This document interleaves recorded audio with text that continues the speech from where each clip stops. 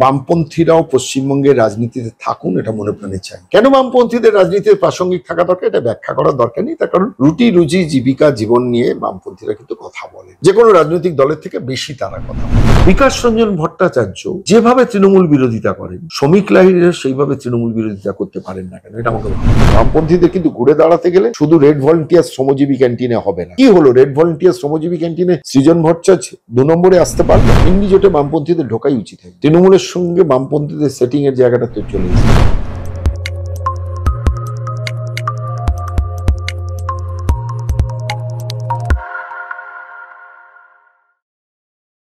লোকসভা নির্বাচনের পর মুখ্যমন্ত্রী বলেছেন এ রাজ্যে সিপিএম লস্ট কেস, বামপন্থীদের আশা ভবিষ্যৎ মুখ্যমন্ত্রী কিছুতেই দেখেন না।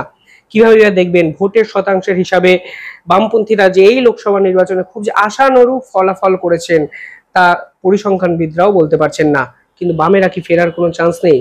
নিঃসন্দেহে এই প্রশ্ন উঠছে। আর এই নিয়ে কথা বলতে আমাদের সঙ্গে এই মুহূর্তে উপস্থিত আছেন সন্ময় ব্যানার্জি। নমস্কার সন্ময়দা, প্রথমে ইন্ডিপেন্ডেন্ট বেঙ্গলে স্বাগত। বামেদের কার্যত একটা বিপর্যয় বলাটাই ভালো, কারণ অনেক প্রার্থী থেকে অনেক বেশি প্রত্যাশা ছিল, কিন্তু 5%, 5.5% ভোট পেয়েছেন বাম প্রার্থীরা। বামেদের ফেরার কি সুযোগ আছে বলে? আমি প্রথমেই বলি আমি বিজেপির সমর্থক, কিন্তু আমি বামপন্থীরাও পশ্চিমবঙ্গের রাজনীতিতে থাকুন, এটা মনে প্রাণে চাই। আপনারা হয়তো এটা যারা খুব উগ্র রাম উগ্র বাম, কেউ আমার এই কথাগুলো পছন্দ করবেন না, কিন্তু আমি যেটা বাস্তব, আমার প্রত্যেকটা মনের স্বাধীনতা আছে, আমার মনের স্বাধীনতা এই কথাটা বলে। কেন বামপন্থীদের রাজনীতিতে প্রাসঙ্গিক থাকা দরকার এটা ব্যাখ্যা করার দরকার নেই, তার কারণ রুটি রুজি জীবিকা জীবন নিয়ে বামপন্থীরা কিন্তু কথা বলেন, যে কোনো রাজনৈতিক দলের থেকে বেশি তারা কথা বলে। বামপন্থীরা অনেক বেশি ডেডিকেটেড, অনেক বেশি কমিটেড টু দেয়ার আইডিওলজি। সবাই নয়, অনেকেই। বামপন্থীদের মধ্যে শিক্ষিত সম্প্রদায়ের সংখ্যা প্রচুর, যারা খুব কনসিয়াসলি পলিটিক্সটা করে। বামপন্থীদের মধ্যে অনেক খারাপ লোক 2011-র আগে ঢুকে পড়েছিল বলেই বামপন্থীদের ইরোশন হয়েছিল, কিন্তু বামপন্থীদের পশ্চিমবঙ্গের রাজনীতিতে প্রাসঙ্গিকভাবে বেঁচে থাকার ভীষণ প্রয়োজন, এটা আমি ব্যক্তিগতভাবে বিশ্বাস করি। তাহলে হবে কি, তৃণমূলও চাপে থাকবে, বিজেপিও চাপে থাকবে। Let there be a true fight. বামপন্থীদের যা যা খারাপ ছিল সবকিছু নিয়ে তৃণমূল শ্রীবৃদ্ধি করেছে, এটা তো ক্রিস্টাল ক্লিয়ার। বামপন্থীদের কেন, কামিং টু দ্য পয়েন্ট, বামপন্থীরা কেন এবারের পশ্চিমবঙ্গের রাজনীতিতে প্রাসঙ্গিক হতে পারলো না? আমি প্রথম দিন যখন বলেছিলাম বামপন্থীরা কোনো সিট পাবেন না, আমার বামপন্থীরা বন্ধুরা সোশ্যাল মিডিয়া আমাকে মানে যা যা পেরেছিলেন তাই তাই বলেছিলেন। আমি বলছি বাস্তবটাকে স্বীকার করুন, বাইনারিটা সেট হয়ে গেছে, বাইনারি ভাঙতে গেলে বামপন্থীদের অন্য পথে হাঁটতে হবে। সেই পথটা হাঁটতে গেলেই সঙ্গে সঙ্গে বামপন্থীরা বলবেন যে আমাদের সাংগঠনিক স্ট্রাকচার এটা পারমিট করে না, মানে আমরা তো ইচ্ছে থাকলে আমরা হাঁটতে পারবো না। আপনি বলছেন সঙ্গে, আমি দেখেছি অনেক বামপন্থীর সাথে কথা বলতে, না আমাদের গঠনতন্ত্র দেখান। আরে গঠনতন্ত্রের জন্য যদি মহাশূন্যে আপনি চলে যান, সেটা কাম্য?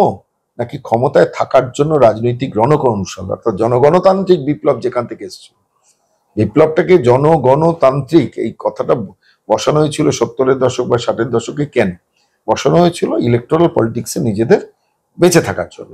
নকশালবাদী আন্দোলন থেকে বামপন্থী রাজনীতিটা ভিন্নতর স্রোতে বয়েছিল এই কারণে যে ইলেকটোরাল পলিটিক্সে আমাদের ঢুকতে হবে, এবং ইলেকটোরাল পলিটিক্সে আমাকে যদি ঢুকতে হয় তাহলে আমাকে কিছু পরিবর্তন করতে হবে।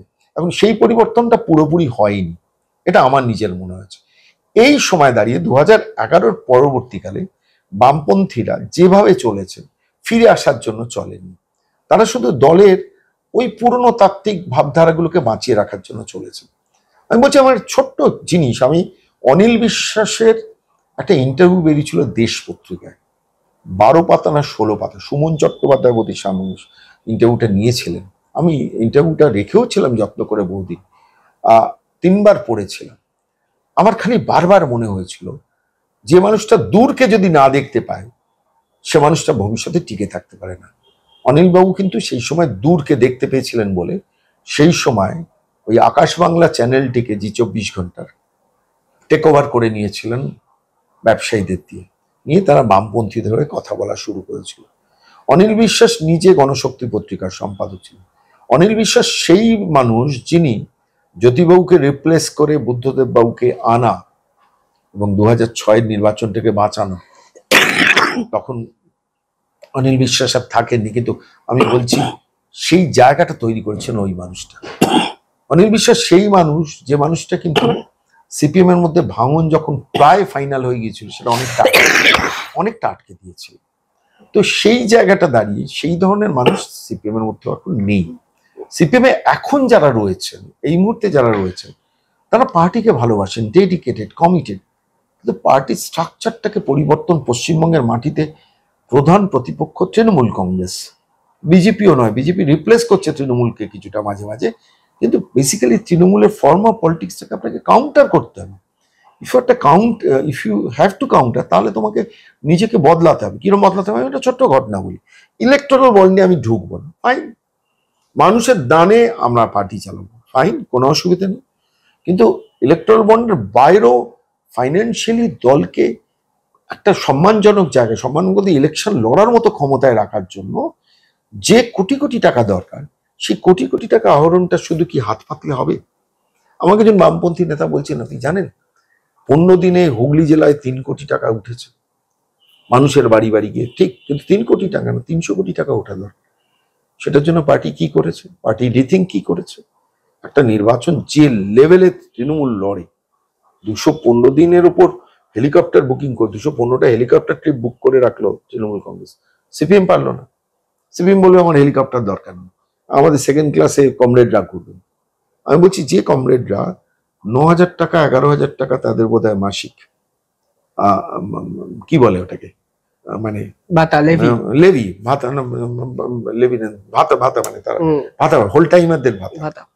আগেকার দিনে কি ছিল, যখন ক্ষমতায় ছিল, যে তুমি ভাতাজীবী হও, 9,000 11,000 তুমি চালাও, তোমার স্ত্রীকে আমি একটা চাকরি দিচ্ছি, তোমার বাড়ির লোককে একটা চাকরি, তোমার ছেলেকে একটা চাকরি দিচ্ছি, তুমি এটা ফুল টাইমার হও।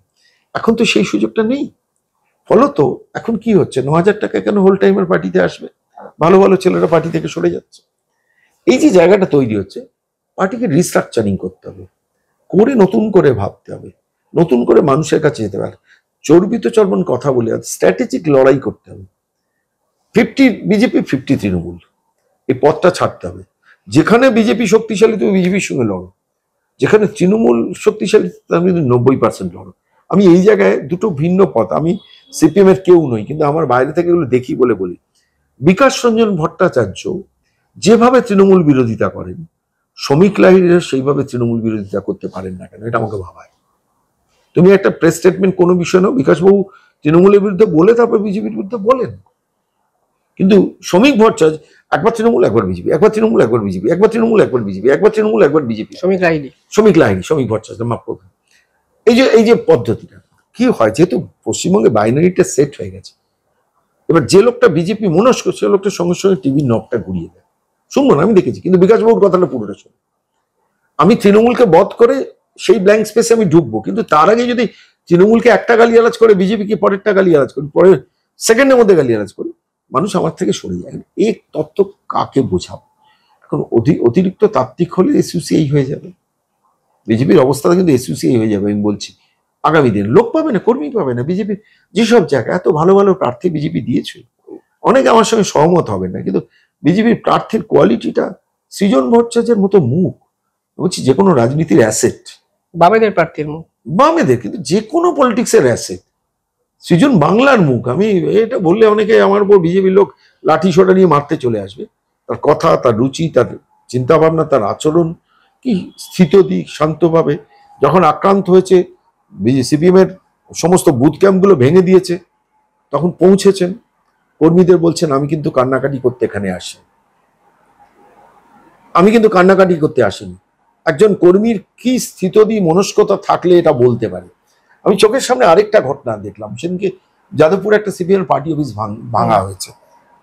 সৃজন পৌঁছেছেন, পৌঁছে সাংবাদিকরা জিজ্ঞেস করছেন কি হয়েছে, বলছে হ্যাঁ ওরা পার্টি অফিস ভেঙেছে, করছে, এতদিনের পার্টি অফিস ভেঙেছে, আপনারা কি ব্যবস্থা হচ্ছেন?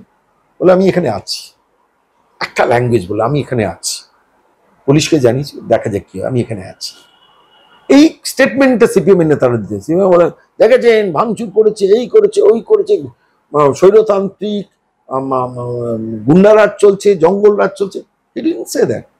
আমি এখানে আছি, এই 3টে শব্দ, যে মেসেজটা, আমি ওই ভিডিওটা অনেকবার দেখেছি।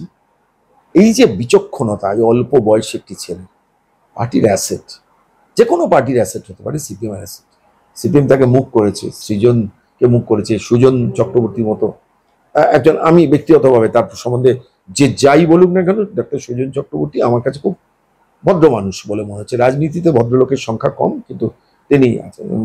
দীপশিতা ধর হয়েছে, সব্যসাচী চট্টোপাধ্যায়ের মতো প্রার্থী হয়েছেন, একাধিক প্রার্থী, আমি বলছি সাদির মতো প্রার্থী কৃষ্ণনগরে হয়েছে, খুব ভালো ভালো প্রার্থী, দেবদূত বেলঘড়া ব্যারাকপুরের প্রার্থী হয়েছে, প্রচুর ভালো ভালো প্রার্থী। আপনাকে মনে হয় এই এই ধর্মীয় মেরুকরণের রাজনীতিতে বামেদের মানে ধর্মনিরপেক্ষতা রাজনীতিতে একটু টাফ হয়ে যাচ্ছে? আমি একটা কথা বলি, বামেরা ধর্মনিরপেক্ষতা মানে সিউডো সেকুলারিজম চালাচ্ছে।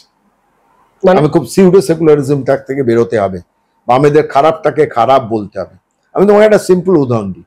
নরেন্দ্র মোদী, আমি বিজেপির ভক্ত বা সমর্থক হিসেবে বলছি না কথাটা, সাধারণ নাগরিক হিসেবে বলছি, চিন্তায় আমার লেগেছে যখন কন্যাকুমারীতে ভারতবর্ষের প্রধানমন্ত্রী নরেন্দ্র মোদী তিনি ধ্যানে বসছেন ৪৫ ঘন্টা, তখন সোশ্যাল মিডিয়ায় বামপন্থীরা যে প্রচারটা শুরু করেছিল, করছে বাঁদরের মুখ, হনুমানের মুখ, অমুকের মুখ, তমুকের মুখ, ভাবে প্রচার করে গেছে। তাদের স্বাধীনতা আছে, তারা বলতেই পারে, বিজেপির শোম্যানশিপ নিয়ে তাদের কথা বলার অধিকার করেছে, যে লেভেলে প্রচার করেছে। আচ্ছা, যখন রেড রোডে মমতা বন্দ্যোপাধ্যায় নামাজ পড়তে যান, নামাজের অনুষ্ঠানে যান, মানে ঈদের দিন যান, কিংবা এটা কি বলে হিজাব পরে গিয়ে দাঁড়ান, কিংবা ভরপেটটা খেয়ে ইফতার পার্টিতে যান, তো তখন কোনো বামপন্থী সোশ্যাল মিডিয়ায় ওই কুৎসিত ভাষায় তাকে আক্রমণ করতে পারে না। এটা কিন্তু হিন্দু জনমনে খারাপ।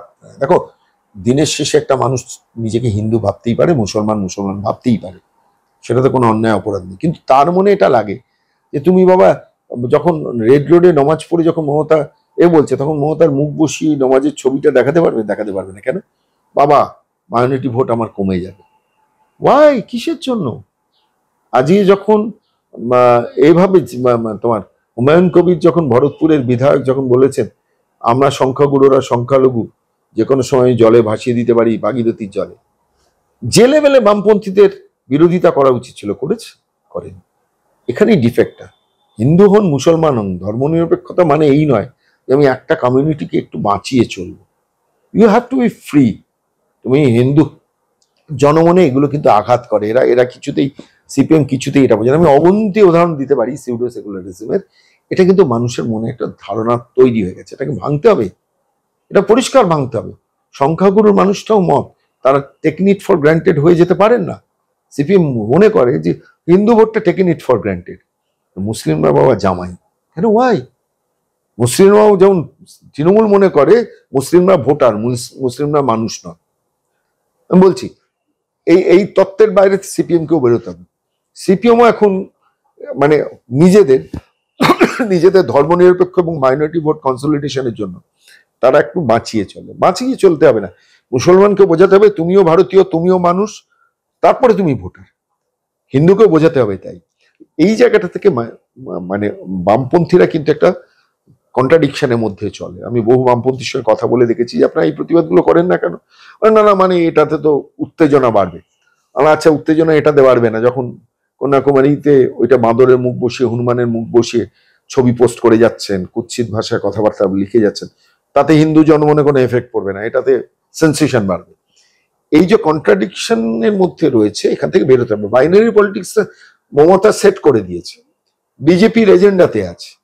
সিপিএম কে তার মধ্যবর্তী স্থানে থেকে অত্যন্ত উদার মনে নিরপেক্ষতা করে এগোতে হবে। আজকে সব মুসলিমরা সিপিএম কে ভোট দিল না, কেন দিল না? আমি বলছি সব সিপিএম কে ভোট দিল না, কেন দিল না? তারা বুঝতে পারছে না যে সিপিএম ইজ ডিপেন্ডেবল। বুঝতে পারছো? ফলে লাভ কি হলো? আমি সিপিএম এর মাইনরিটি ভোটকে তোষণের জায়গাটা সিপিএম এর একটা প্রচ্ছন্ন সমর্থন থেকেছে, এটা অস্বীকার করে প্রকাশ্যে নাও বা অন্তরালে থেকে গেছে। বি লিবারাল, কোনো অসুবিধা নেই, কিন্তু তুমি হিন্দুদের ক্ষেত্রে এক, মুসলমানদের ক্ষেত্রে এক, এইটা করলে কিন্তু হিন্দু জনমন থেকে সিপিএম বিচ্ছিন্ন হয়ে যাচ্ছে। যার জন্য এবারে হিন্দু ভোটেও কিন্তু বিজেপি টেনে নিয়ে গেল। তুমি একটু আগে বলছিলে না কবিশঙ্কর ভট্টাচার্য একই ভোট পেয়ে গেছে, কবিশঙ্কর বোস একই ভোট পেয়ে গেছে শ্রীরামপুরে, গতবার বিজেপি যা পেয়েছিল। কেন ভাই? কারণটা কি?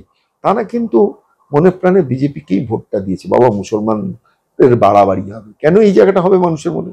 হিন্দু মুসলমান বাইনারি সেট হয়ে গেছে, সেখান থেকে বার করতে গেলে বামপন্থীদের একটা অন্য ধরনের উদার মানসিকতা রাখতে হবে। মুসলমান খারাপ করলেও তুমি খারাপ, হিন্দু খারাপ করলেও তুমি খারাপ, এটা দত্তহীন ভাষা তাদের বলতে হবে। আমি বলার কেউ নয়, আমি বামপন্থী নই, কিন্তু আমি চাই যে বামপন্থীরা একটু রিথিঙ্ক করুন। বামপন্থীদের কিন্তু ঘুরে দাঁড়াতে গেলে শুধু রেড ভলেন্টিয়ার শ্রমজীবী ক্যান্টিনে হবে না। কি হলো, রেড ভলেন্টিয়ার শ্রমজীবী ক্যান্টিনে সৃজন ভট্টাচার্য 2 নম্বরে আসতে পারলো? আমি প্রশ্নটা করছি, আমি বামপন্থীদের করছি, করতে পারলো না। তার মানে মানুষের মনে কিছু ধারণা গেঁথে গেছে। এইগুলোকে শুধু রুটি রুজি জীবিকা রাস্তায় আছি বললে হবে না, নিজেদের কথায়, নিজেদের অ্যাটিটিউডে, নিজেদের রিয়াকশনে বোঝাতে হবে। এই বোঝানো জায়গাটা, যেমন আমার বারবার মনে হচ্ছে এনডি জোটে বামপন্থীদের ঢোকাই উচিত হয়নি। তৃণমূলের সঙ্গে বামপন্থীদের সেটিং এর জায়গাটা তো চলে এসছে, এটা উচিতই হয়নি। বলতে পারতো বামপন্থীরা যেখানে তৃণমূল থাকবে আমরা থাকবো না, আমরা বাইরে থেকে সমর্থন করবো। আজ কি লাভ হলো? 4 জন মাত্র সাংসদ, সিপিএম 2 জন, সিপিআই 2 জন, সিপিআইএম এল, সব মিলিয়ে 4, 2, 6, 2, 8, আর এসপি ফরওয়ার্ড ব্লকের বোধহয় কেউ নেই। তো 543-এ 8 নিয়ে বসে রয়েছে। এনডি জোটে ঢুকে লাভটা কি হলো? ডিসিশন মেকার হবেন, বাইরে থেকেও তো ডিসিশন মেকার হতে পারতেন, মানুষের কাছে গ্রহণযোগ্যতা থাকতো। একই মিটিং এ সীতারাম ইয়েচুরি, অভিষেক বন্দ্যোপাধ্যায় বসে রয়েছে, মানুষের কাছে ইন্টারপ্রিটেশনটা কি যাচ্ছে? সেখানে বরঞ্চ বলতে পারতেন আমরা বিজেপির থেকে অনেক বেশি তৃণমূল বিরোধী, আমরা আমাদের মতো চলবো, ঠিক আছে আমরা বাইরে আছি, বাইরেই থাকবো, কেস টু কেস আপনাদের সঙ্গে থাকবো না। কিন্তু যেখানে তৃণমূলের মতো সাম্প্রদায়িক দল, তৃণমূলকে সাম্প্রদায়িক দল বাইরে বলবেন, মিটিং এ গিয়ে বলবেন না বাবা ইন্ডি জোট, এই কন্ট্রাডিকশন মানুষ নেয়নি। অবশ্যই, অসংখ্য ধন্যবাদ সন্ময়দা। অনেক কথাবার্তা হবে, ব্যর্থতার পর অনেক আত্মসমীক্ষার ফলে অনেক কারণ উঠে আসবে, কিন্তু সব দলের নেতৃত্বরা কি এই সমীক্ষাগুলো করে নিজেদের রেকটিফিকেশন গুলো করবেন? না হলে 2026-এ হয়তো আরো বিপর্যয় আসতে পারেন সব দলের ক্ষেত্রেই। দেখতে থাকুন the independent Bengal.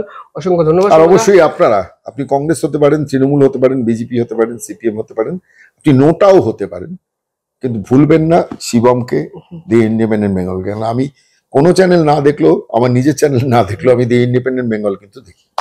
Thank you দাদা। সবাই কমেন্টে জানাবেন কেমন লাগলো, আপনারা কি ভাবছেন। ধন্যবাদ দাদা।